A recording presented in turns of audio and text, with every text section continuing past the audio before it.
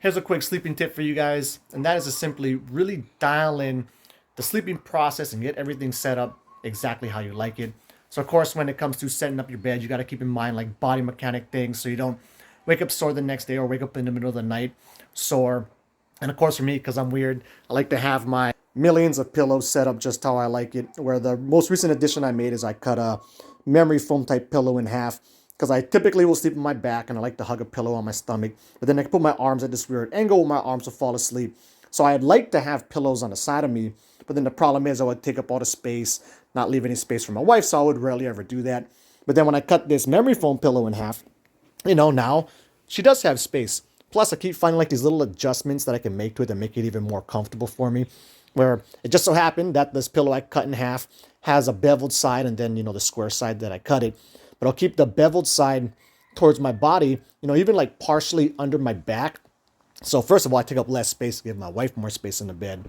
But then I like how it kind of sandwiches me in place and really holds me still.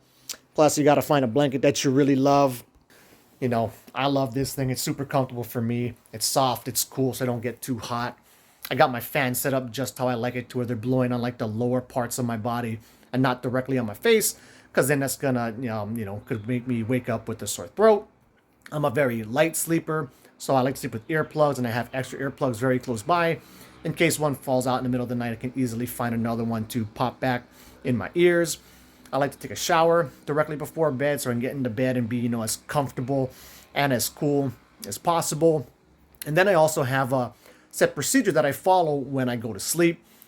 Basically, I'll do like nice full belly breaths. It just kind of comes naturally to me when I'm going to sleep.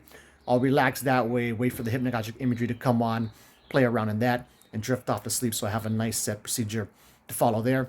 And it really all adds up to getting, a lot better sleep.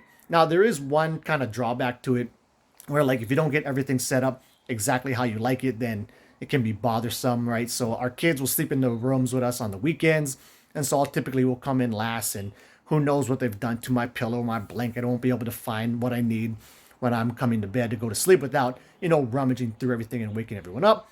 So that can be a drawback. Plus, another kind of irritating point to it is if I gotta go travel or I'm sleeping in a hotel, I pretty much never sleep good in hotels. They never give me enough pillows. They're always really fat, fluffy pillows, and I like more soft, skinnier pillows, right? So that's a hassle. I never like their blankets, so I got to make sure to pack my own blanket that I like a lot. But it breaks down really small, so it is easy to pack. But that is a problem. I typically never sleep good in hotels. But for the vast majority of the time, when you're sleeping at home in your normal setup, it's amazing and well worth the time to really, invest in, play around with, get different pillows, get different blankets, mess around with your setup, move your fan around, experiment with earplugs, try taking a shower before bed and just find out exactly how you like to go to sleep. Then it also gives you a nice set procedure to follow and kind of just like, as you're getting everything set up, as I'm showering before bed, you're really kind of priming yourself to get ready to go ahead and fall asleep. Plus a bunch of other things. You can start to darken the house. You don't have all this bright white light or the blue light kind of messing with your melatonin.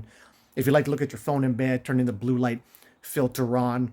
And there's a whole bunch of little tweaks here and there that you can make to really, dial in your sleeping process. And another good thing about it is, so like one that, ideally for me, I find like if I read like directly before bed, I tend to fall asleep quicker and better. Saunaing before bed is great too, but then you have to put in a lot of time and investment there. So knowing those types of things can be very beneficial. Say like if I have to go to sleep early and I got to wake up really early in the morning for something, you can add in stuff like that to really help you sleep better at that point. Make time to go in sauna. Kind of a sidetrack here. So I do really like sauning before bed, but that's such a big time investment. And I was kind of theorizing in my head, like if I took a really hot shower, then maybe that could really warm up my internal body temperature. Then the reason why the sauna thing works is when we go to sleep, we typically are at our like coldest body temperature, right? As you're getting ready for bed, and then in the early hours of sleep. Then throughout the night, your body temperature rises. Also, cortisol starts to release, and that's what helps to wake you up. But what they found is, if you go into a sauna and then you come out, once you cool off because your body's going in overdrive trying to really lower your body temperature again because you raise it up so much, is your base body temperature will be lower than before you went into the sauna, which is why saunaing and stuff before bed can help you go to sleep. But I was thinking, would it be a lot quicker? And since I'm going to shower before bed anyway, what if I just take like a really, really hot shower? And so I've been messing around with that some. And it's nice. I mean, I like to shower before bed anyway, but it definitely doesn't seem to be as good as actually going in the sauna. And I've been like burning through some water to kind of try and do this. Plus, it's been really cold, so like it's nice to well, really, really cold for us. Okay, like low 60s sometimes around here. So I'll take like a nice long hot shower. We have a hot water heater, so I don't feel too bad. I mean, a solar water heater, so I don't feel too bad about like eating up half of it taking a super long shower. But it doesn't really seem to work as well for that. So what I like better than that actually is taking like a cool, colder shower, because then you can help to lower your body temperature, but not put your body into overdrive. Like say, if you go into a cold plunge, right, that drops your body temperature so much that your body's going to go into overdrive trying to heat yourself back up. And then kind of like the opposite of the sauna thing, you'll end up being warmer than you were before you hopped into the cold plunge. So I'll find just taking like a cool, maybe just straight tap water type cold shower, really quickly before bed tends to work the best for me. But, dialing in little things like that, tweaking stuff, really finding out what works for you can be extremely beneficial. But anyway, that'll wrap it up. Until the next video, keep your sleeping practices, I guess, legit.